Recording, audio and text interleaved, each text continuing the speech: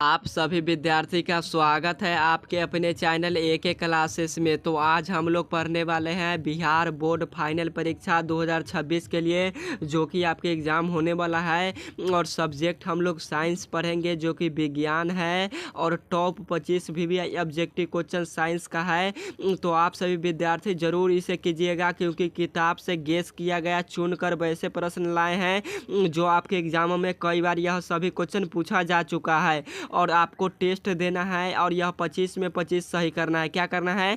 तो आपको टेस्ट देकर यह 25 में से 25 सही करना है क्वेश्चन, क्योंकि यह सभी क्वेश्चन हम बार बार आपको पढ़ा चुके हैं और सभी प्रश्न हौला है। तो आप सभी विद्यार्थी देखिएगा तो आपको पता चल पाएगा कि आपके फाइनल बोर्ड परीक्षा में कैसे कैसे प्रश्न आते हैं, कई बार पूछा भी गया है। तो आप सभी विद्यार्थी को यह पता करना जरूरी है कि आपके एग्जाम में कैसे कैसे प्रश्न पूछे जाते हैं। तो आप सभी विद्यार्थी इस वीडियो को जरूर अपने दोस्तों के पास शेयर करके बताइएगा, ताकि आपके दोस्त भी टॉप 25 ऑब्जेक्टिव क्वेश्चन का क्लास कर पाए और उनका भी टेस्ट दे पाए। तो आप सभी विद्यार्थी ऐसा जरूर कीजिएगा। और 2026 के लिए एक ज़रूरी बात बता देते हैं आप सभी विद्यार्थी को कि 2026 के लिए कब, तो 2026 के लिए फाइनल बोर्ड परीक्षा की तैयारी बेहतर तरीक़ा से AK क्लासेस पर कराई जाएगी। और आपको बहुत ही जल्द, जो कि मार्च में ही लाएंगे, संघर्ष बैच, जिसमें ऑब्जेक्टिव प्लस सब्जेक्टिव, क्या तो ऑब्जेक्टिव प्लस सब्जेक्टिव क्वेश्चन का क्लास कराया जाएगा।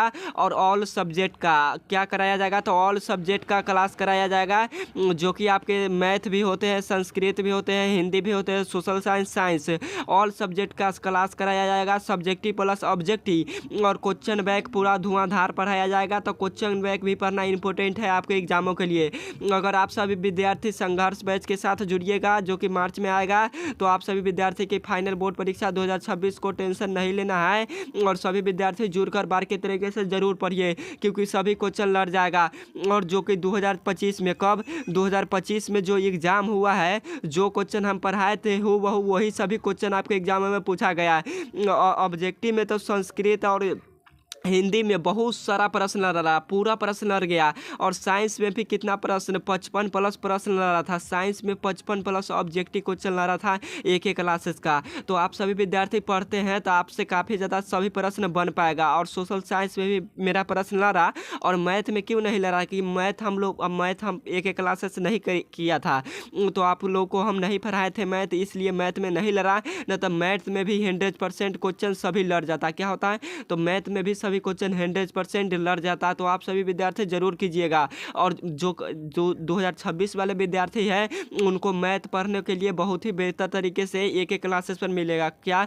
तो मैथ पढ़ने के लिए बेहतर ही AK क्लासेस के साथ मिलेंगे 2026 वाले बच्चों के लिए। किस वाले? तो 2026 के जितने भी विद्यार्थी हैं, उनके लिए मैथ का class objective plus subjective VVI question कराया जाएगा और बारीकी तरीके से सभी क्वेश्चन को समझाया जाएगा। तो आप सभी विद्यार्थी ऐसा जरूर कीजिएगा। तो चलिए आज का क्लास हम लोग फाइनली स्टार्ट करते हैं। क्लास का यह फर्स्ट नंबर क्वेश्चन है, एकलिंगी पुष्प का उदाहरण है। हमें क्वेश्चन में पूछा है एकलिंगी पुष्प का उदाहरण क्या है?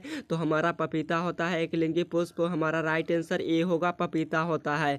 और आपसे क्वेश्चन में पूछ दे द्विलिंगी पुष्प क्या होता है? तो ओरहुल होता है। तो साथ में आप लोग ये भी क्वेश्चन याद रखिएगा, क्योंकि आपके एग्जामों के लिए इंपॉर्टेंट क्वेश्चन है सभी। और आज का क्लास में सिर्फ टेस्ट होगा। तो चलिए देखते हैं इसका next number question. Next number question है 2 नंबर क्वेश्चन में पूछा गया है विद्युत धारा उत्पन्न करने की युक्ति को क्या कहते हैं? तो विद्युत धारा उत्पन्न करने की युक्ति को क्या कहते हैं? तो जनित्र कहते हैं। 2 का राइट आंसर ए होगा, जनित्र कहते हैं। आप लोग इन्हें जरूर याद रखिएगा। और अमीटर से किसको नापते हैं? तो विद्युत धारा को मापते हैं। तो आप लोग साथ में इन्हें भी याद रखिए। जो भी क्वेश्चन रिवाइज करवाते हैं उन्हें जरूर याद रखिए। और आपका क्वेश्चन कितना सही होता है, आप लोग इस वीडियो के एंड होने के बाद, यानी वीडियो ख़त्म होने के बाद, एक छोटा सा कमेंट करके ज़रूर बताइएगा कि आपका कितना प्रश्न सही हुआ। टोटल 25 प्रश्नों में से कितना प्रश्न आपके याद थे, तो आप लोग ज़रूर कमेंट कीजिएगा। अगला नंबर क्वेश्चन है नेक्स्ट नंबर 3 नंबर क्वेश्चन में पूछा गया है प्रकाश के अपवर्तन के कितने नियम है? क्वेश्चन इंपॉर्टेंट है, यह क्वेश्चन एग्जामों में आपके बार बार पूछते हैं। तो प्रकाश के अपवर्तन के कितने नियम है? तो प्रकाश के अपवर्तन के टोटल 2 नियम होते हैं। कितने नियम होते हैं? तो 2 नियम होते हैं। 3 का राइट आंसर क्या होगा? तो ये होगा 2 नियम होते हैं। और आपसे क्वेश्चन एक फाइनल बोर्ड परीक्षा में पूछा जाता है कि प्रकाश कैसे गमन करता है? तो प्रकाश कैसे गमन करता है? तो प्रकाश हमेशा सीधे रेखा में गमन करता है, कैसी रेखा में, तो सीधी रेखा में गमन करता है प्रकाश। तो आप लोग इसे भी जरूर याद रखेगा। और प्रकाश कैसा तरंग है, तो अनुचुंबकीय तरंग है।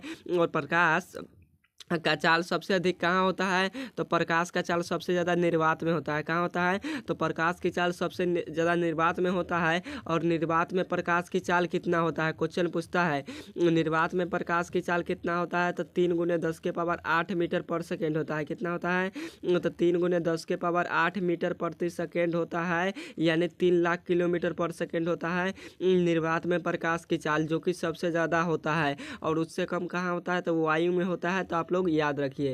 अगला नंबर क्वेश्चन है, नेक्स्ट नंबर है, क्लोरोफिल वर्ण का रंग होता है। हमसे क्वेश्चन पूछा है क्लोरोफिल वर्ण का रंग कैसा होता है, तो क्लोरोफिल वर्ण का रंग हरा होता है। कैसा होता है, तो हरा होता है। हमारा राइट आंसर ए होगा, हरा होता है। और एक क्वेश्चन आपसे एग्जाम में पूछा जाता है क्लोरोफिल में कौन सा तत्व पाया जाता है, तो क्लोरोफिल में कौन सा तत्व पाया जाता है, तो Mg पाया जाता है। Mg को किससे सूचित करते हैं, तो मैग्नीशियम को Mg से सूचित किया जाता है। मैग्नीशियम का संकेत कितना होता है, क्या होता है, तो Mg होता है मैग्नीशियम का संकेत। और परमाणु संख्या कितना होता है Mg यानी मैग्नीशियम का, तो 12 होता है। कितना होता है, तो 12 होता है। तो आप लोग इन्हें भी जरूर याद रखिएगा। अगला नंबर क्वेश्चन है, नेक्स्ट नंबर क्वेश्चन है 5 नंबर, अवतल लेंस की क्षमता होती है। अवतल लेंस की आपसे पूछे फोकस दूरी, क्या फोकस दूरी पूछे या क्षमता पूछे, तो अवतल लेंस की फोकस दूरी और क्षमता दोनों क्या होती है, तो दोनों हमारा ऋणात्मक होती है। क्या होती है, तो दोनों ऋणात्मक होती है। 5 का राइट आंसर क्या होगा, तो बी होगा, दोनों ऋणात्मक होती है अवतल लेंस की क्षमता भी और फोकस दूरी भी। तो आप लोग इन्हें याद रखिएगा। अगर आपसे पूछ दे उत्तल लेंस, कौन सा लेंस पूछे, उत्तल लेंस पूछेगा तो उत्तल लेंस की क्षमता क्या होती है या फोकस दूरी, तो उत्तल लेंस पूछेगा तो आप लोग बताइएगा धनात्मक होता है। क्या होता है, तो धनात्मक होता है, यानी पॉजिटिव होता है। तो आप लोग याद रखिए। और अवतल लेंस की क्षमता क्या होता है, तो निगेटिव यानी ऋणात्मक होता है। तो यह चारों क्वेश्चन याद रखिए। एक क्वेश्चन आपके एग्जाम में जरूर पूछे जाते हैं बार बार। अगला नंबर क्वेश्चन है 6 नंबर क्वेश्चन है, लेंस का SI मात्रक क्या है। लेंस का SI मात्रक होता है तो क्या होता है, तो लेंस का SI मात्रक डायोप्टर होता है। क्या होता है, तो डायोप्टर होता है। 6 का राइट आंसर ये होगा, डायोप्टर। डायोप्टर को किससे सूचित किया जाता है, तो डी से सूचित किया जाता है। उष्मा का SI मात्रक क्या होता है, तो जूल होता है। जूल को जे से सूचित किया जाता है। और ओम किसका होता है, तो प्रतिरोध को होता है। क्या किसका SI मात्रक होता है, तो ओम प्रतिरोध का SI मात्रक होता है। और ओम को कुछ इस प्रकार से सूचित किया जाता है।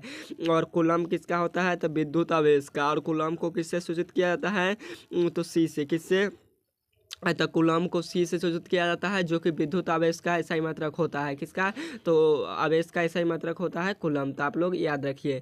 अगला नंबर क्वेश्चन है 7 नंबर, प्रकाश संश्लेषण की क्रिया में क्या प्राप्त होती है। प्रकाश संश्लेषण की क्रिया में क्या प्राप्त होती है, तो प्रकाश संश्लेषण की क्रिया में ग्लूकोज की प्राप्ति होती है। 7 का राइट आंसर क्या होगा, तो सी होगा, ग्लूकोज की प्राप्ति होती है। ग्लूकोज का रासायनिक सूत्र क्या होता है, आप सभी विद्यार्थी कमेंट बॉक्स में जरूर बताइएगा कि ग्लूकोज का रासायनिक सूत्र क्या है। क्या ग्लूकोज का रासायनिक सूत्र आप लोग जरूर बताइएगा। और दाल किस पौष्टिक अंश का मुख्य स्रोत है, तो प्रोटीन का मुख्य स्रोत होता है दाल। तो आप लोग याद रखिए। अगला नंबर क्वेश्चन है, नेक्स्ट नंबर 8 नंबर क्वेश्चन है, मछलियाँ शोषण किस अंग के द्वारा करता है। जो मछलियाँ होती है जल में, वह जल में क्या होता है, तो जल में ऑक्सीजन भी होता है, O2। तो जल का रासायनिक सूत्र क्या होता है, तो H2O होता है। क्या होता है, तो H2O होता है। एग्जाम में पूछा जाता है। तो वही क्वेश्चन पूछा है, मछलियाँ शोषण किस अंग के द्वारा करती है, तो अपना गिल्स यानी गलफड़ा के द्वारा करती है। 8 का राइट आंसर क्या होगा, तो डी होगा, गिल्स यानी गलफड़ा के द्वारा करती है। और ट्रैकिया किस अंग द्वारा सांस, तो मच्छर किस अंग द्वारा सांस लेता है, तो यही ट्रैकिया द्वारा मच्छर सांस लेता है। और कोशिका झिल्ली किस प्रकार की झिल्ली है, तो अर्ध परागम्य झिल्ली है। कैसी झिल्ली है, तो अर्ध परागम्य झिल्ली है। तो आप लोग याद रखिएगा। अगला नंबर क्वेश्चन है, नेक्स्ट नंबर 9 नंबर क्वेश्चन है, खुला परिसर तंत्र पाया जाता है। खुला परिसर तंत्र कहाँ पाया जाता है, तो यह कॉकरोच में पाया जाता है। 9 का राइट आंसर सी होगा, कॉकरोच में पाया जाता है। 2024 के पेपर में यह क्वेश्चन पूछा गया था। कब, तो 2024 के पेपर में। तो आप लोग याद रखिए। और मनुष्य में क्या होता है, तो क्रोमोसोम की संख्या कितनी होती है, तो क्रोमोसोम पूछे तो आपसे बताइएगा 46 होती है। कितनी होती है, तो 46 होती है। संख्या पूछेगा क्रोमोसोम, तो जिसे गुणसूत्र भी कहते हैं, तो उसकी संख्या 46 होती है। है और जोड़ी में पूछे तो 23 होती है। ऑटोसम की संख्या पूछेगा तो 44 होती है। कितनी होती है? तो मनुष्य में ऑटोसम की संख्या 44 होती है। जोड़ी या युग में पूछेगा तो 22 जोड़ी होती है। कितनी? तो 22 जोड़ी होती है ऑटोसम की संख्या। और मानव हृदय में आपसे क्वेश्चन पूछता है कि मानव हृदय में कोष्ठों की संख्या कितनी है? तो मनुष्य के शरीर में कोष्ठों की संख्या टोटल 4 पाई जाती है। चेम्बर पूछे, कक्ष पूछे, कोष्ठ पूछे, कितनी पाई जाती है? तो 4 पाई जाती है। तो ये भी क्वेश्चन याद रखिए। अगला नंबर क्वेश्चन है नेक्स्ट नंबर क्वेश्चन है 10 नंबर। मानव में डायलिसिस थैली क्या है? तो मानव में डायलिसिस थैली क्या है? तो नेफ्रॉन है। क्या है? तो नेफ्रॉन है। और तंत्रिका तंत्र के रचनात्मक एवं क्रियात्मक इकाई को न्यूरॉन कहते हैं। तो ये भी क्वेश्चन याद रखिए। माइटोकॉन्ड्रिया में क्या होता है? तो ऊर्जा का पावर हाउस किसे कहा जाता है? तो ऊर्जा का पावर हाउस किसे कहा जाता है? तो ऊर्जा का पावर हाउस यही माइटोकॉन्ड्रिया को कहा जाता है। तो आप लोग याद रखिए, इंपॉर्टेंट क्वेश्चन पूछता है बार बार। अगला नंबर क्वेश्चन है 11 नंबर क्वेश्चन है। और 11 नंबर क्वेश्चन में पूछा गया है आपसे, क्वेश्चन में पूछा है दही जमाने के लिए निम्नलिखित में से कौन सी क्रिया होती है? तो दही को जमाने के लिए किण्वन की क्रिया होती है।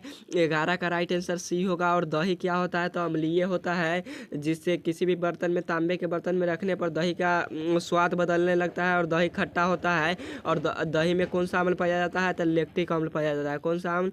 तो लैक्टिक अम्ल पाया जाता है। कौन सा अम्ल? तो लैक्टिक नामक अम्ल पाया जाता है दही और दूध में। तो आप लोग याद रखिएगा। अगला नंबर क्वेश्चन है 12 नंबर। कोशिका झिल्ली किस प्रकार की झिल्ली है? तो कोशिका झिल्ली किस प्रकार की झिल्ली है? तो अर्धपरागम्य झिल्ली है। किस प्रकार की? तो अर्धपरागम्य झिल्ली है। अगला नंबर क्वेश्चन है 13 नंबर। कोशिका का खोज कब हुआ था? कोशिका का खोज कब हुआ था? तो कोशिका का खोज 1665 ईस्वी में हुआ था। और किसने किया था? तो रॉबर्ट हुक ने किया था। किसने किया? तो रॉबर्ट हुक ने। और कोशिका कैसी थी? तो कोशिका मृत थी, यानी मरी हुई कोशिका थी। तो आप लोग याद रखिए। अगला नंबर क्वेश्चन है 14 नंबर। हमारा शरीर के कितने पीएच पारस के बीच कार्य करता है? हमारा शरीर कितने पीएच पारस के बीच कार्य करता है? तो 7.0 से लेकर 7.8 के बीच कार्य करता है। हमारा राइट आंसर ए होगा। तो आप लोग याद रखिए। अगला नंबर क्वेश्चन है 15 नंबर। वायुमंडल में कार्बन डाइऑक्साइड जिसे CO2 कहते हैं, इस गैस की प्रतिशत मात्रा कितनी है? तो कितना प्रतिशत पूरे वायुमंडल में CO2 गैस पाया जाता है? तो 0.03%। कितना प्रतिशत? तो 0.03% पाया जाता है। हमारा राइट आंसर क्या होगा? तो बी होगा। क्या होगा? तो बी होगा। 0.03% पाया जाता है। कितना? तो 0.03% पाया जाता है पूरे वायुमंडल में। कौन सा गैस? तो CO2 जिसे कार्बन डाइऑक्साइड गैस कहते हैं।